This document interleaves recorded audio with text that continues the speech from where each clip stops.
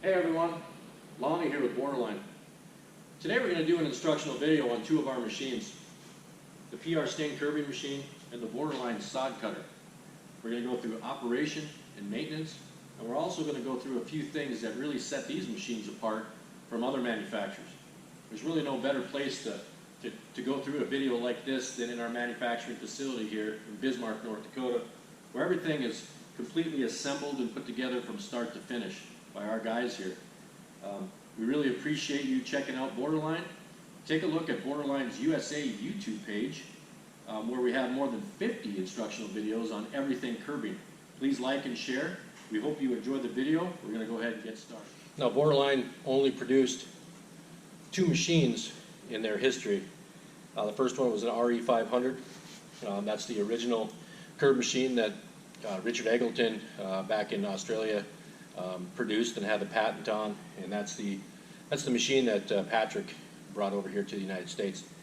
And so that machine that was had been around since the late 1970s, and through the 80s, and then basically into the 90s, and in the early 2000s, then they came up with another machine. What they were thinking about was the RE500, and I'll explain the differences between the two here in a little bit. But the RE500, a little bit smaller, was just slightly shorter, not quite as wide. It had some different features. The main issue was, I wouldn't say an issue, but the main feature change was the track and trolley system and the gearbox. On an RE500, which is the same as a Tiger, okay, the track and trolley system in a Tiger is exactly the same as the RE500. You had one gearbox with one arm, so you had a single track with a single arm that would push, and push and pull the plunger system. Now, this is a plunger system also, as most curb machines are. There are systems that use different augers and things like that, but for the most part, most of them use some sort of plunger system. This particular machine, what they were kind of striving for was they wanted a machine that was able to produce larger curbs. So the commercial type curbing company, even concrete companies, could do larger parking lot curb and bigger sizes with a machine that was able to push it. The RE500 just did not have the stroke and the pushing power as something like this.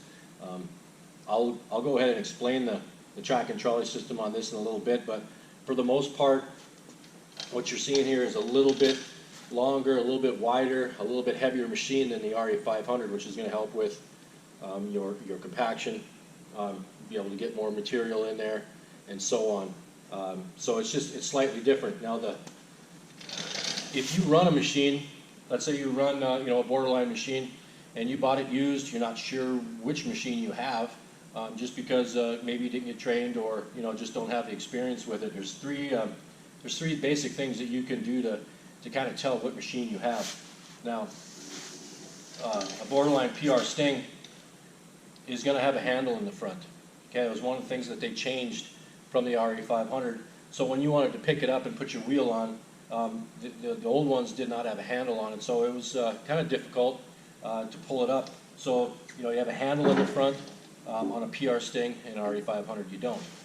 On the back plate, and the side plate we'll talk about in a little bit, but the back plate is going to have a bend in it like this. On an RE500, that plate is straight. Okay, so if your plate has a bend in it like this or a handle, you have a PR Sting. Now the last thing, okay, is the last obvious thing I would tell you is that the PR Sting had a brake.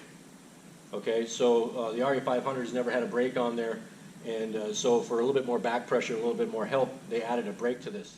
Let's go through the whole operation of how this machine works for those guys that may be thinking about getting into the business and you're not really sure how a curbing machine works, and the inner workings and what all these things are for. We're just going to go through everything, and I'm going to assume that everybody that's watching this knows nothing about curbing. So those of you that are experienced, this might be kind of some stuff for you that you already know, but we're just going to kind of go through everything to make it as simple as possible for everybody. On the back of a curb machine, This is where your whole steering assembly is. Now, curbing machines go backwards. So when you throw the concrete into the hopper and the plunger pushes it out, it's going to push it out the front, and so the machine will go backwards. It's going to go this way. So you're going to be standing behind the machine, basically steering it and kind of showing it where to go. You have a basic steering handle like this, and on our machines compared to other ones, you're able to move the handle from one side to the other, depending on if you're left-handed or right-handed and how you want to steer. Myself, I steer with my left hand, and then I crank the handles up and down with my right. Okay, so technically I don't need this. So I do tell people when they do buy the machine, if that's the way you're going to drive, you probably will never change that. Just take that off. I would just cut that off, and then you don't have it in the way. This is your basically your tie rod, your connecting rod. What we do is we leave it so it can be removable, and it can come off easy. That way you can put a spool of cable right on here. You can take a couple clamps, keep that cable on, and you can run cable through this machine, as you can do all machines. The thing is, you don't need to buy several $100 extra piece of equipment just to run cable like some of these other manufacturers are charging for you. A special mount and things like that. If this is removable, you can just put it on that tie rod, and that spool will spin, and then you can do a couple things to kind of make it easier for you. That's just something that's very, very simple. A lot of the other machines, they'll have this so it does not come off. It'll be bolted and so on. So we've left that off. Now, as far as these here, what you're going to do with this is you can loosen both of these, and you can slide this machine along this track. So if you want the frame to be over here because there's some trees on that side, that's what you can do. You can slide it back and forth. I'm going to leave those there because there's a couple other things I want to show you underneath, and I need that open. But you just loosen this, and it can slide it along the track. It's pretty simple. Now, as far as these handles, and what we've changed on our machine in the last couple of years is the old handles, had kind of a knob on it, and basically you had to rotate, your hand like this. Thing is, if you really need to get this jacked up fast, and that's what these do, is they raise and lower each side so you can get it level. If you have to go up really fast, it's really hard to do that because you have to use your whole arm. If you use these, okay, you can use your wrist more than your arm. You can really get that to go up and down. So you're going to raise and lower that, with these two jack handles. We've also made these the screw inside here bigger. We've used a bigger screw, so when you raise and lower this, it goes up and down a lot faster. And those of you that do curb, have experience with this, how nice that could be if you could really get that to go up a lot faster, especially when you're moving fairly quick. Okay, so everything on the back here, is pretty straightforward. You're gonna steer with your handle. This handle can be adjusted, so if you want the handle out to the side, you can just loosen that and turn it over. And then here's your brake. You basically just turn that onto the tire. It's got a flat piece right here that'll produce some friction on that tire. You tighten it down so you have a little bit of back pressure. In case you're going down inclines and things like that, you want enough pressure on the machine so your concrete's compact. Things that, the thing that we changed or added based on all the previous machines is we added another travel tire. Every single other manufacturer out there gives you one tire, to take it from the backyard back to your trailer, vice versa. So you have that tire to go across the property and push. This is kind of difficult to steer, especially when you're pushing it forward. It's the opposite way that you think. So when you turn it left, it goes in the opposite direction. So it's kind of hard especially if you have a new guy and you ask him to take that back to your trailer, and he tips it over a couple times and so on. Having the one tire on the front makes it a lot more difficult. So to have the option of having two tires, okay, is great. I would say most of the guys out there won't use the second tire, and they might leave it in their trailer like sometimes we do. But if you don't want to use it, okay, all you have to do is just turn it over, and when you're curbing, that tire will be up too, and it's not in the way. If you do need it, it's there, and that's just one of those things that we wanted to add. This machine is set up for someone to take the curb machine clockwise around the house, or let's say do a tree ring, and they're going to go clockwise in a clockwise direction. So your wheelbarrow, okay, pile driver, whatever you're hauling your concrete with, is going to be on this side, and you're going to shovel it in here. Now what we've added here in the last couple of years, and it's what I had on my machine for more than a decade, to make it easier for the guys, especially new guys. They're throwing their concrete from this direction, and a lot of times it would go over the top, go right into their flower bed, or just make a mess. It's just another plate to make it easier for those guys to throw it in, and then that concrete falls in smaller chunks, and you have less of a chance of getting that kind of plugged up in there. If you go the opposite direction, okay, this is removable. It'll go right on the other side, so you can shovel your concrete from this direction. If you don't like it, take it off, put it away. It's totally up to you, but the option is there, and that's kind of what we wanted for everybody. Now your back plate, obviously your concrete's going to go down here and stuff, but this is easily removable. That way, if you get some concrete down there when you're working, you can go ahead and clean it. Let's take a look at the side of the machine. What we use on this is a Honda GX100, which is just a little less than a 3-horse. There's a lot of other machines out there that run a GX120, which is considered, a 4-horse engine. You don't really need something that powerful, especially on this machine. This pumps out, all the concrete you want as fast as you want, with very little effort. The issue is the GX100, even though it's smaller, it's about $80 more than the GX120, which is bigger. It doesn't make sense to the normal person, but the GX120s are mass-produced engines, so they're cheaper. So those other machines that run the 4-horse, a lot of times they're not running it because they want extra horsepower. They're running it because it costs them less to make. This machine is built for the GX100, so we have never changed that, and there's no really reason to. Now to tighten the belt on this, and I'll take this plate off, and I'll show you what these belts are like also, as we explained on the other video. When these belts start to get a little loose, because they're going to start to stretch on you, especially at the beginning when you have a brand new machine, after 1,000 feet or so, these are going to start to stretch a little bit. All you do, it's very, very simple. You just take a wrench, and you increase the height of the engine. So you're just going to raise the engine to tighten the belt. When you get to a certain point and you're up here and the engine is tilted and that belt is done stretching, you lower it back down and you'll take a link out, and I'll show you how to do that in another video. If you look at this side of the machine, obviously you're going to have your starting handle here. Here's your throttle. You have an on-off switch right in the back. It's a simple, it's a simple engine. Here's your choke right up here. So you hit the choke, you turn it on, hit the choke, starts right up. Turn the choke off, not a big deal. Change your oil. You got one on each side. This side is the dipstick, the other side's the drain. So everything on these Honda engines is pretty easy. So it's not an issue. They start right up. Go ahead and choke and they run pretty smooth. So you should, as long as these are maintained, oil's changed, you take care of them, they'll last you for years. Okay, we're going to talk about, how do you remove the engine on these? The old, RE500s and PR Stings and Tiger machines and Curvmate machines and all these other machines out there, if you want to take the engine off and do maintenance underneath there, do some cleaning, change the belt and so on, it used to take you, especially if you were on site and you're on a property and your belt broke and you needed to put a new belt on, to take that engine off, you have 4 bolts that are connected to the engine plate. And to get a wrench in there is very difficult. This is actually not that bad. It'd probably take me 15 minutes to get the bolts out, and then, to get it back on, especially if you're on a property, is kind of a pain. I know the RE500 and the Tiger machine, it's set lower. It takes you a lot longer to get off.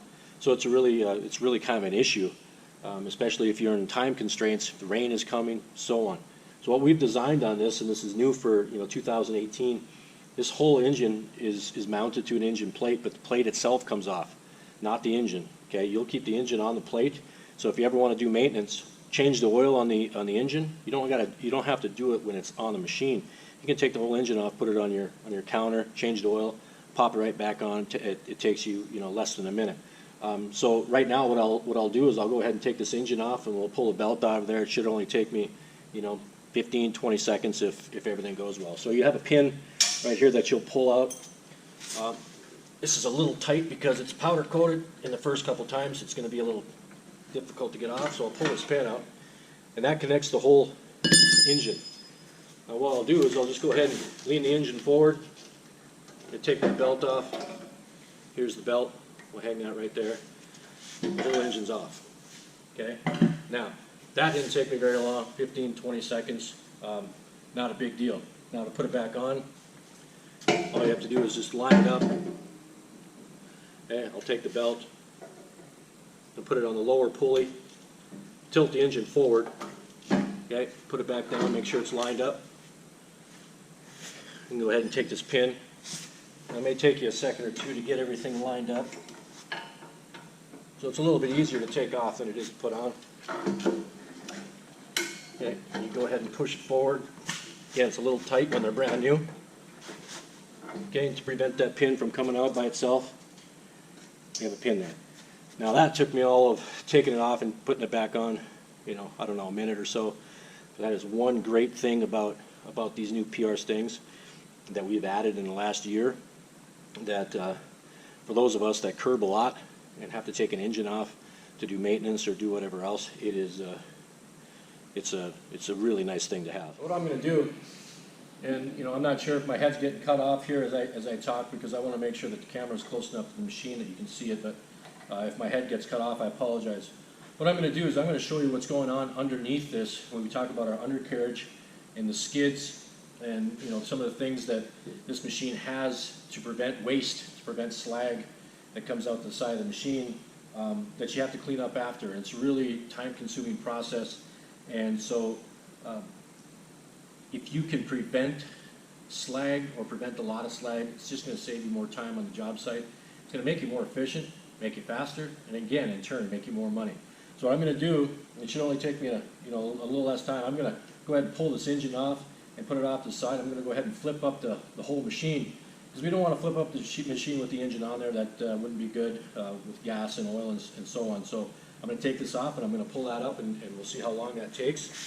And it's one of those things, if you're at the end of a job and you want to go ahead and clean everything underneath really, really good so there's nothing left, you can easily pull the engine off in less time than it really takes to probably get the hose out and do that. So what I'm going to do is I'm just going to put this like that. Now I can see everything underneath. Now what we have here, okay, on this undercarriage, this is connected with 3 bolts, and what you'll do is you'll take the molds that you want to use and slide it in here, and I'll go ahead and explain that in a little bit.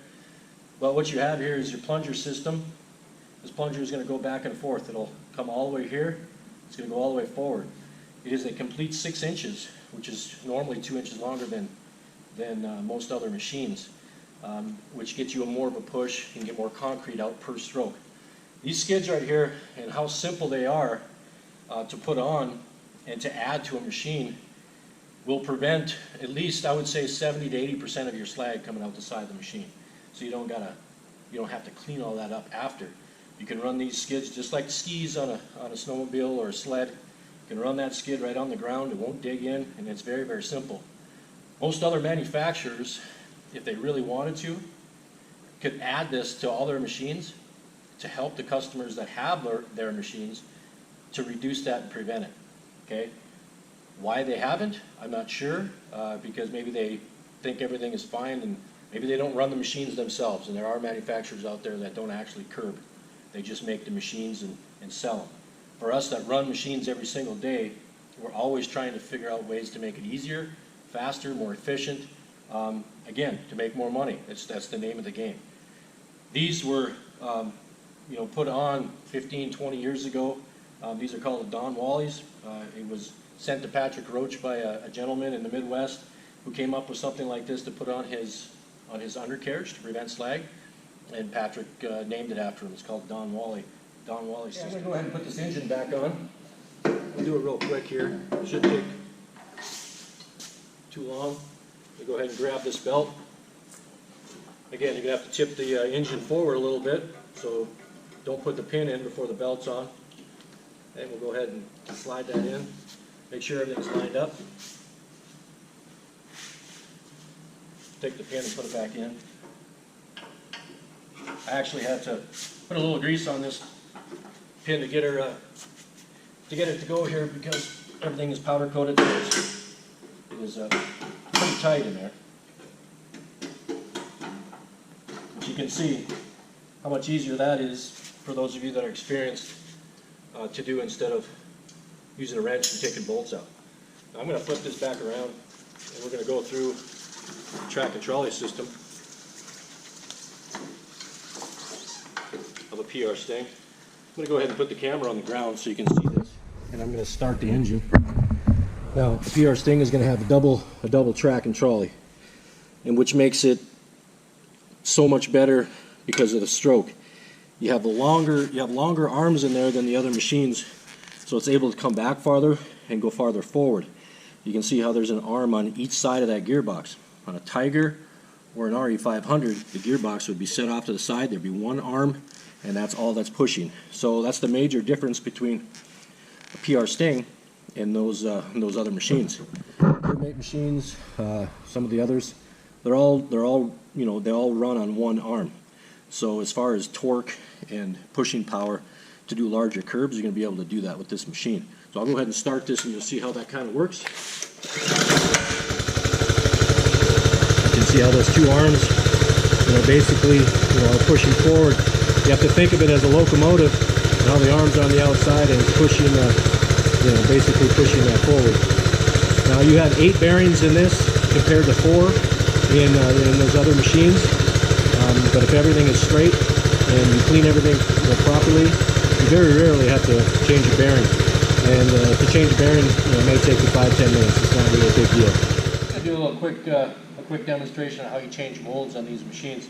Now your 6x4 undercarriage that's always on the machine is your classic block style curve. It's 6 inches wide, 4 inches high. So if you're going to do a square curve like that, you wouldn't put anything in the undercarriage because it is the mold already. So that's how you do that. Now if you're going to change molds, and let's say on this one, you know, this is a double angle mold, all you would have to do is slide it in. Now originally they had bolts that you would bolt these molds in. You had to put them in there. They were threaded inside there. You get concrete in there. It's really difficult to get them in and out. And technically you don't need them. The weight of the machine and the direction that it's going, which is that way, is going to keep that mold in, and you never ever have to bolt it in. I have not bolted a mold in 15, 16 years. It's never an issue. It's so easy. If you want to change a mold inside and you want to put another one in, okay, you just slide it in and you're ready to go. If you come up to a fence and you want to turn the machine around, flip the mold around and come back in this direction to reduce your amount of handwork, it's easy just to pop that mold out, flip it around, flip the machine around and go. If you look at the stroke, it's going to go all the way to the front and almost all the way to the back. And you can run this machine, basically at RPMs as fast as you want, and throw your concrete in there, and it very rarely plugs up. So you can run that machine almost as fast as you want without having to dig that shovel in there to get it to unplug. And that's a major issue with a lot of these machines. So hope you enjoyed the video. That's a Borderline PR Sting. If you have any questions, you go ahead and give Borderline a call or shoot us an email. Again, like and share our videos on YouTube, and we appreciate your interest in Borderline. Thank you.